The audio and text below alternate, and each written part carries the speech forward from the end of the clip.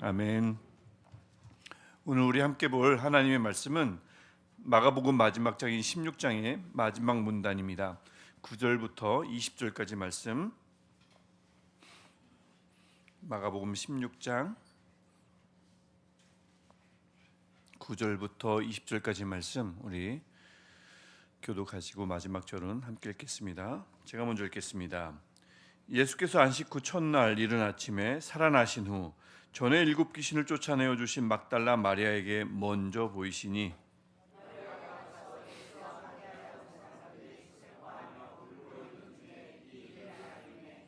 그들은 예수께서 살아나셨다는 것과 마리아에게 보이셨다는 것을 듣고도 믿지 아니하니라.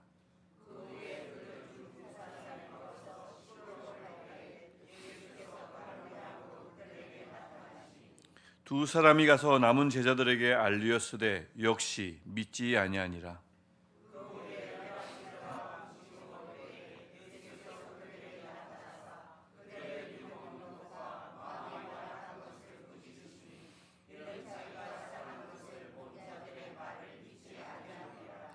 또 이르시되 너희는 온 천하에 다니며 만민에게 복음을 전파하라.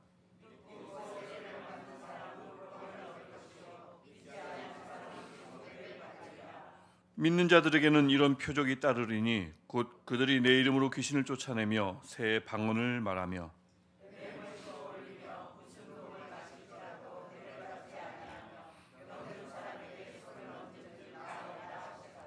주 예수께서 말씀을 마치신 후에 하늘로 올려지사 하나님 우편에 앉으시니라. 제자들이 나가 두루 전파할세 주께서 함께 역사하사 그 따르는 표적으로 말씀을 확실히 증언하시니라. 아멘. 한 주간 동안 이 새벽을 깨우고 또 이 기도의 자리에 나오셔서 뭐 이곳이든 아니면 가정이든 아니면 일터로 가시는 중간 이 영상을 통해서 예배를 드리시든 일터로 가시는 중간 운전하시면서 영상을 보시면 안 되겠네요. 안전운전에 문제가 있겠습니다. 가정에서 또 이곳에서 함께 예배하시면서 기도하시느라 수고 많으셨습니다. 하나님이 그러실 것 같아요. 아유, 수고 많았다고. 그리고 나도 좀 수고 많았다. 얼마나 많은 사람들이 새벽에 잠도 안 자고 나와가지고 많은 기도를 하나님께 드리실까요? 하나님은 확실히 전능하신 분이 맞고 어디나 계신 분이 맞고 시간과 공간을 초월하신 분이 분명히 맞은 게, 그래야만 많은 사람들의 기도를 동시에 들을 수 있지 않습니까? 이전 교회에서도 한 번 딱 설교한 적이 있는데, 하나님이 만약에 시간과 공간을 초월하시는 하나님이 아니면 우리는 늘 줄 서야 돼요. 줄 서가지고 우리 기도 차례를 기다려야지, 차례대 순서도 안 되는데 막 읊조리면 하나님이 짜증내시죠. 조용하라고, 지금 안 들린다고, 지금 이 사람 거 기도 듣고 있는데 왜 자꾸 이렇게 말씀하실 텐데, 시간과 공간을 초월하시다 보니 여기서 기도하는 분과 저기서도 기도하는 분의 기도를 동시에 들을 수 있죠. 동시에 듣는다는 것이 시간을 초월하는 거잖아요. 잠깐만 있어봐 하지 않으시는 하나님, 오늘도 그 시공을 초월하신 하나님이 이곳에 계셔서 뒤에서도 앞에서도 동시다발적으로 막 기도하셔도 하나도 빼놓지 않고 다 들어주시는 줄 믿습니다. 그 응답은 또 하나님의 손에 있는 줄 믿습니다. 방법도 마찬가지죠. 하나님께서 하나님의 때에 그 하나님의 방법대로 꼭 응답하실 줄 믿습니다. 저도 믿어요. 저도 믿습니다. 우리 오늘 이제 본 마가복음 16장이지, 마가복음 제일 마지막 장까지 다 읽어왔습니다. 특별히 마지막 장 마지막 본문인데, 여러분 가지고 있는 성경을 딱 펼쳐보시면 9절부터 이 본문이 어디 안에 갇혀 있습니까? 괄호가 보이시죠? 예수께서 그 괄호가 어디서 끝나죠? 20절 마지막이 끝납니다. 이 성경 전체에서 이렇게 큰 문단 자체가 괄호 안에 있는 경우는 거의 없습니다. 요한복음 8장에 가늠하다 잡힌 여인이 이렇게 그 문단이 괄호 안에 있는데, 이게 훨씬 더 크죠. 그래서 이 한 문단 전체가, 말씀 전체가 괄호 안에 있는 아주 특이한 경우입니다. 이 괄호 안에 왜 넣었을까요? 괄호라는 것은 제가 언제 한번 설명드린 적이 있는데, 괄호 안에 있다는 것은 이게 어떤 사본은, 중요한 사본은 이 본문을 가지고 있고 어떤 사본은 이 본문을 가지고 있지 않다 보니 도대체 어느 사본이 맞는지, 이게 원본인지 아닌지를 판가름하기 어려울 때 괄호 안에 넣고 이게 원본일 수도 있고 아닐 수도 있습니다라는 표시가 이 괄호입니다. 그래서 9절부터 20절까지는 이게 원래 원 저자 마가가 썼을 수도 있고 아니면 나중에 어떤 저자가 나중에 추가했을 수도 있습니다. 하지만 도움이 되는 본문이니 한번 보십시오 하고 열어놓은 게, 적어놓은 게 바로 이런 괄호 안에 있는 본문이라고 할 수 있겠어요. 왜 누군가가 추가를 한 게 거의 이제 분명한데 왜 추가를 했을까요? 왜 그래서 우리에게 한 성경으로 그대로 우리가 읽게끔 만들어 주셨을까요? 왜냐하면 8절을 우리가 어제 보았지만 8절을 보면 복음서가 이렇게 맞추면 좀 이상한 거예요. 8절 보면 예수께서 부활하신 것들을 제자들이 보고 부활하신 모습을 보고 막 만방에 다니면서 전파하고 복음서답게 그렇게 끝나야 이게 성경다운 건데 마지막 절인 만약에 8절에서 끝난다고 봤을 때 마가복음은 이상하게 끝나는 겁니다. 8절 여인들이 두려워 떨더라 아무 말도 못하더라 이러고 복음서가 끝나면 이상하죠. 그러니 나중에 이것을 읽던 한 저자가 추가한 저자가 이러면 안 되겠다. 이야기가 이렇게 끝나면 안 되죠. 이 붕어빵에 다 먹고 있는데 끝까지 팥이 안 나오는 느낌 같은 그런 느낌. 그래서 팥을 넣어야겠다. 붕어빵답게 붕어 말고 팥 넣어야 되잖아요. 그래서 그 추가를 해서 복음서의 원래 모습대로 좀 완성체로 만들고 싶다라는 의도가 있었을 수 있죠. 하지만 원 저자가 이렇게 만들었을 수도 있어요. 왜냐하면 저자가 8절까지 쓰고 우리가 평소 이제 생각할 때는 성경 적을 때 도서관 가서 커피 한 잔 딱 옆에다 두고 타닥타닥 치면서 생각이 안 떠오르네. 잠깐 쉬어야지. 어떤 성경도 그렇게 기록된 성경은 없어요. 내가 언제 끌려갈까? 내가 언제 이 죽음을 맞이할까? 이 종이가 만약 모자랄 때 이 종이가 아닌 그 적을 만한 양피지. 이걸 마련할 수 있는 자원은 내게 마련이 될까? 누가 나를 재정 지원할 수는 있을까? 뭐 이런 여러 가지 염려 속에서 다 이 책을 적었습니다. 특별히 1세기 보험서든 바울서신이든 다 마찬가지예요. 그래서 저자가 쓰다가 사망했을 수도 있고 아니면 자료가 완전히 떨어진 거예요. 재료가. 그러니까 재정 지원도 끊기고 아니면 20절까지 다 적었는데 이것이 전승되는 과정에서 훼손됐을 수 있죠. 빼앗겼거나 훼손됐을 수 있습니다. 아니면 원래 저자가 조금 미완의 책이란 거 꼭 완성될 필요가 있는가 조금 미완된 모습으로 내버려 둘 수도 있지. 근데 이런 유행이 또 1세기에 있었다고 그래요. 꼭 결론을 넣지 않더라도 이거 결론이 뭐지? 아주 궁금한데 맞추는 거죠. 사도행전도 사실 좀 그렇잖아요. 사도 바울이 로마에 잡혀갔어요. 2년 동안 있었어요. 그 다음에 어떻게 됐을까요? 아무도 몰라요. 그냥 그 집에 2년 동안 유하면서 거침없이 담대하게 복음을 전했다. 요것 말고는 2년 유한 다음에 재판을 받았는데 분명히 재판 받으러 간 거잖아요. 어떻게 됐을까요? 그게 사도행전 뒤에 결말이 나오질 않거든요. 이런 것들이 갑자기 일어난 건 아니고 그 당시 문헌에 이런 유행들이 좀 있었다는 거죠. 완벽하게 결말을 지어주면 독자들이 속 시원할 텐데 그것 말고 궁금하게 만들고 나머지는 다음에 해놓고 안 쓰는 거예요. 이제 그런 경우가 마가복음 원 저자의 의도였을 수도 있다. 이런저런 상상을 해보는 겁니다. 원 저자의 의도였을 수도 있고 갑자기 잡혀서 그러니까 박해를 받아서 죽임을 당했을 수도 있고 아니면 뭐 여러 가지 것들이 갑자기 끊겨가지고 이렇게 모습을 갖췄을 수도 있고요. 하지만 가장 유력한 것은 너무나 중요한 사본이 9절부터 20절까지 내용을 담고 있지 않아요. 그래서 이것은 아마도 원 저자는 8절에서 그냥 뒷부분을 다 완벽하게 적지 않고 복음서를 마칠 생각이었나 보다. 이렇게 추정을 합니다. 뭐 재정 지원이 끊겼을 수도 있지만 어떤 이유에서건 8절에서 끝난 것이 원본이 맞을 것이다. 우리가 이렇게 보고 나면 이제 뭐 하나가 궁금해져요. 만약 여러분이 마가복음을 딱 펼쳤는데 1장부터 16장 8절까지 읽었어요. 근데 여인들이 막 무서워하는 장면으로 끝나요. 근데 만약 여러분이 만약 다 여성, 저도 여성이에요. 저도 여성이에요. 다 여성이에요. 근데 기분이 안 좋아요.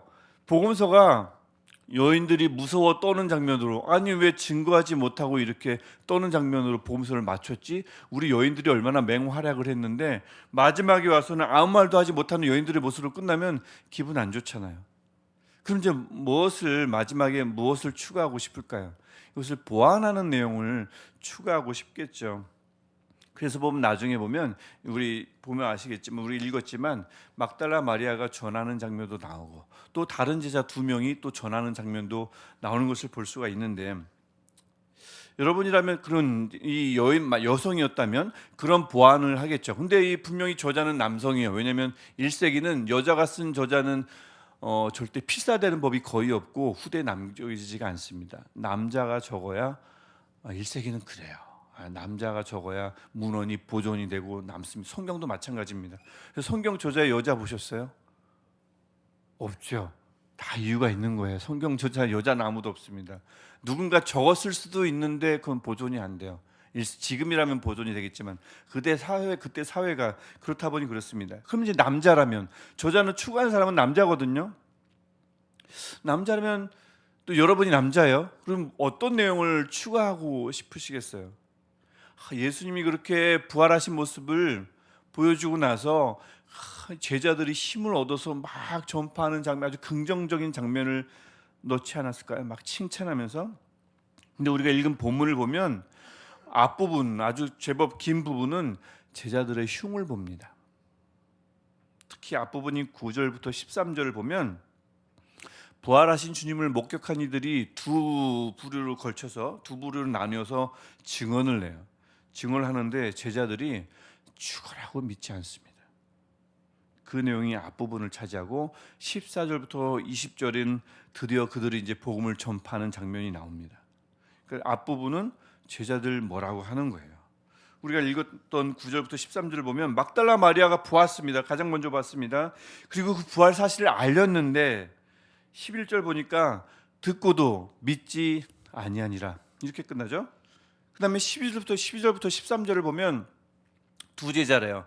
아마도 누가복음에 나오는 그 엠마오로 가던 두 제자를 내용을 이미 추가한 저자가 알고 있고 이곳에 넣었을 것이다, 이렇게 추정을 하는데, 엠마오로 가던 두 제자가 예수님을 만나죠. 만난 그 장면을 여기다 놓고는, 짧게 놓고는, 그 다음에 그 본 것을 제자들에게 또 증언을 합니다. 근데 13절 뭐라고 하죠? 역시 믿지 아니하니라. 굉장히 짧은 글이잖아요.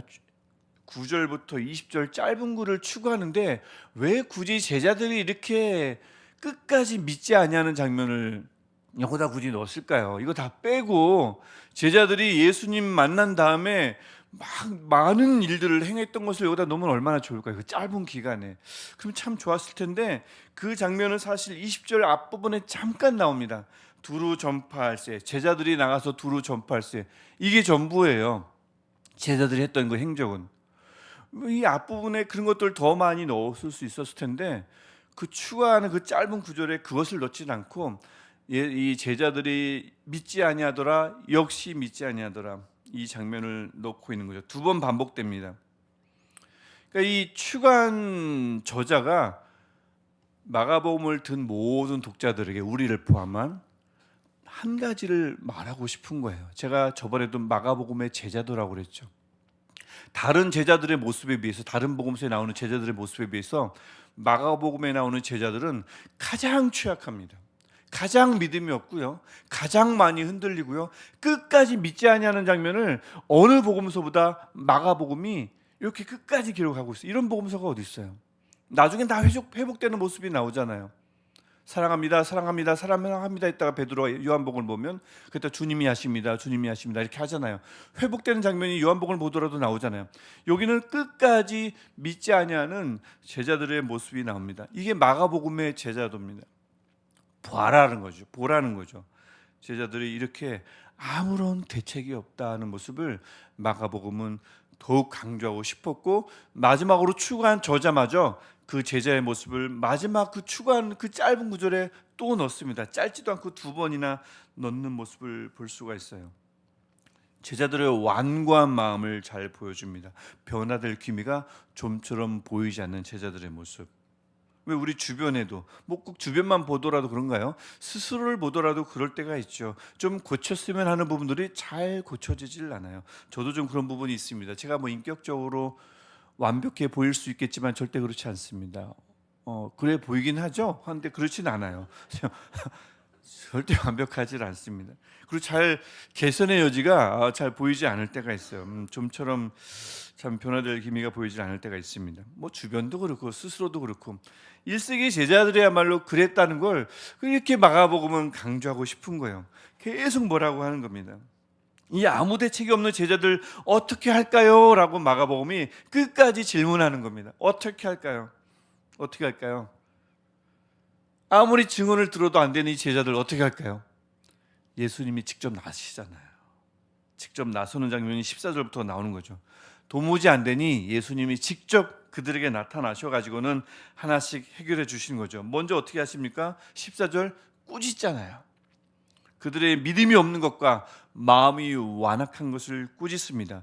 마음의 완악함, 마음의 완고함, 좀 직역을 하면 마음의 굳은 살 배김입니다. 굳은 살 배겨서 여러분 철봉 옛날에 해보셨는지 모르겠습니다. 저는 옛날에 좀 많이 했었는데 여기 굳은 살이 배기면 바늘로 막 손으로 막 뜯어도 하나도 아프질 않아요. 바늘로 찔러도 아프지 않습니다. 마음에 굳은 살이 배겨서 아무리 증언을 들어도 믿겨지지 않는 걸 어떻게 해요? 제자들이 마음에 굳은 살이 많은데 그것을 주님이 오셔가지고 직접 뭐 회복의 여지가 없으니 주님이 직접 나서서 만나셔가지고는 그들을 꾸짖습니다. 그리고는 그 형편없는 이들에게 엄청난 힘을 불어넣어 주시는 장면이 이후의 내용인 거죠.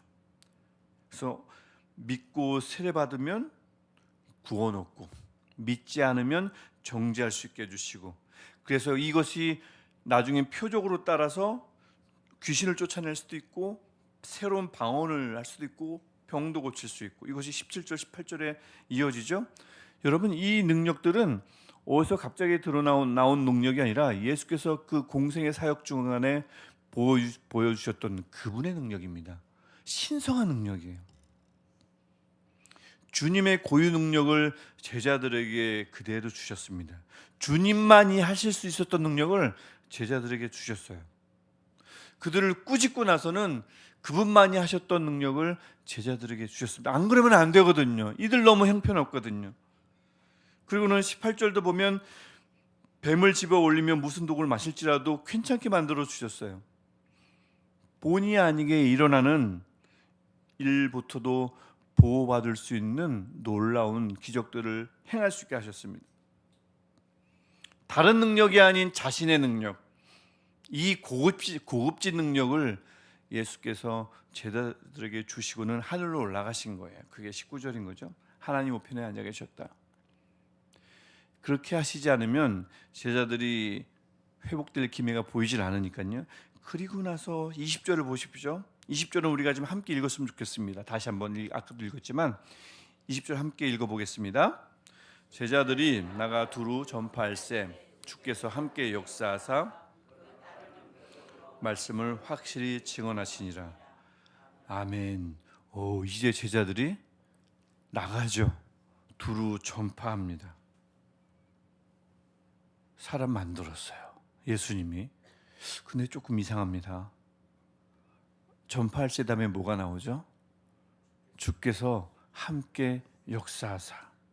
주님의 그 고유 능력을 다 불어넣어 주시고도 손을 놓지 않으셨어요.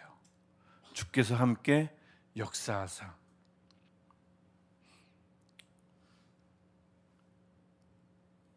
제자들이 전파하기만 하면 그냥 그대로 하는 것들이 이루어지는 것이 아니라 그 전파할 때 그 전파하는 것을 도우시고 전파하는 내용에 힘을 불어넣어 주시고 전파하는 내용이 그 결실보게끔 하시는 분은 여전히 주님이심을 본문은 우리에게 보여줍니다.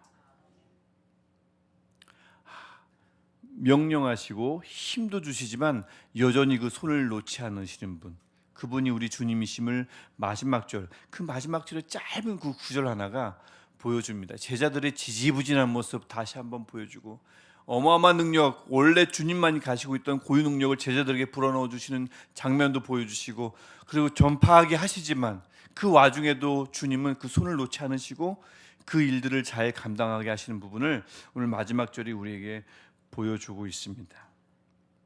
그러니까 15절의 이 복음 전파 명령은 20절의 동행으로 이루어지는 것을 볼 수가 있는 거죠. 이 9절부터 그래서 20절까지 본문을 추가한 이 내용을 압축하면 이거예요. 제자들은 끝까지 참 형편없다. 그래서 예수님이 혼낼 수밖에 없다. 그리고는 능력을 주셨다. 그리고 보냈는데 그래도 미심쩍다. 그래서 주님은 끝까지 함께 하신다. 이게 이 마지막 이 부분의 핵심이에요. 형편없는 제자들 혼내고 나만 갖고 있던 능력을 주셨는데도 그래도 그 미심쩍어서, 그리고 그를 돕기 위해서 그들을 홀로 내버려 두지 않고 같이 하시는 주님, 그 주님이 그 당시 1세기 제자들의 주님이었고 우리의 주님인 줄 믿습니다. 우리도 그래요. 우리 누구나 흔들릴 수 있죠. 때로는 갈팡질팡할 수 있습니다. 또 마음이 둔할 수 있어요. 아무리 말씀을 보고 들어도 때로는 마음이 둔해 잘 와닿지 않을 수가 있습니다. 그럴 수 있습니다. 제자들의 모습, 마가복음에 나오는 제자들의 모습, 20장까지도 미약한 모습을 보이는 제자들의 모습은 우리에게도 이게 너희들의 모습이라고, 우리의 모습이라고 말하는 거거든요. 우리 그럴 수 있습니다. 우리도 그럴 수 있습니다. 다만 이 마가복음 20장은 16장은 이렇게 얘기하는 겁니다. 그건 절대 잘못된 것이 아니다. 그건 절대 위태로운 것이 아니다라고 말하는 겁니다. 정말 위태로운 건 나를 그럴 때 나의 그 연약한 모습을 멈춰줄 사람이 없고 올바른 방향을 잡아줄 방법이 도무지 없을 때 그게 문제라고 얘기하는 거죠. 이 둔한 마음을 다시 감각 있게 만들어줄 분이 아무도 안 계실 때 그게 문제라고 얘기하는 거지, 그냥 단순히 둔한 것, 단순히 말씀이 보이지 않는 것, 단순히 흔들리는 것, 그것이 문제가 아님을 보여줍니다. 정말 문제는 그걸 빠질 수 있는데 그것을 회복시킬 사람이, 존재가 나타나지 않을 때 말이죠. 그래서 이 마가복음은 끝까지 제자들의 미약한 모습, 흔들리는 모습, 마음이 둔한 모습, 갈팡질팡하는 모습을 보여준과 동시에 여전히 희망이 있음을 마지막 절 짧게 보여주는 겁니다. 우리에게 보내주신 주님, 혼내지만 그분의 고유 능력을 우리에게 주시는 주님, 그리고는 끝까지 함께 해주시는 주님, 그 주님이 우리 주님이심을 이 마가복음 끝까지 제자들을 흔들고 또 제자들의 미약한 부분을 보여주고 한 다음에 마지막 그렇게 결론을 이렇게 주심으로써 제자들 여전히 홀로 있을 때는 어려울 수밖에 없고 약할 수밖에 없고 쓰러질 수밖에 없지만, 흔들릴 수밖에 없지만, 마음이 둔하여 하나님의 말씀을, 진리를 순간순간 놓칠 수밖에 없지만 그건 위태로운 것이 아님을, 주님이 함께 있으면 결국 모든 것이 위태로움에서 가능으로, 위태로움에서 평안으로, 위태로움에서 능력 있음으로 옮겨질 수 있음을 이 마지막 짧은 구절은 우리에게 보여줍니다. 주님은 그런 분이시죠. 주님은 여전히 우리도 이 세상에 보내셨어요. 이 세상에, 교회에, 각양각색의 공동체에 우리를 보내셨습니다. 보내시고 지켜보시는데 우리도 어쩌면 제자들의 모습일 수 있겠습니다. 주님 보시기에는 좀 형편없을 수 있겠습니다. 주님 보시기에는 혼내지 않으면 안 되는 모습일 수도 있겠습니다. 능력 주셔놓고도 그래도 미심쩍어가지고, 그래도 못 믿어서 함께 하시는 하나님의 마음이 지금 우리가 믿는, 우리가 예배하는 그 하나님의 마음인 줄 믿습니다. 능력 주시고 그냥 보내셔도 되는데 그 손 놓지 않으시고 함께 일하시는 주님, 그 주님이 오늘 이 시간 우리가 예배하는, 또 우리가 기도할 그 대상인 우리의 주님이신 줄 믿습니다. 그 주님 앞에 우리가 오늘 엎드려 기도할 때 우리 감사하는 마음을 충분히 주님께 표현하면 좋겠어요. 그분 덕에 오늘도 우리가 믿음 잃지 않고, 그분 덕에 우리 둔한 마음이 그 이 둔한 마음을 가지고도 주님의 메시지를 조금이나마 깨달을 수 있고, 이것이 얼마나 감사한지를 고백하는 오늘 이 시간, 또 오늘 하루가 참 됐으면 좋겠습니다. 그래서 어제보다 오늘 그 주님을 더 붙들고, 어제보다 오늘 그 주님이 더 신뢰가 가고, 더 보다 깊이 신뢰가 가는 그런 오늘 하루, 오늘 이 시간이면 참 좋겠어요. 제가 기도하겠습니다.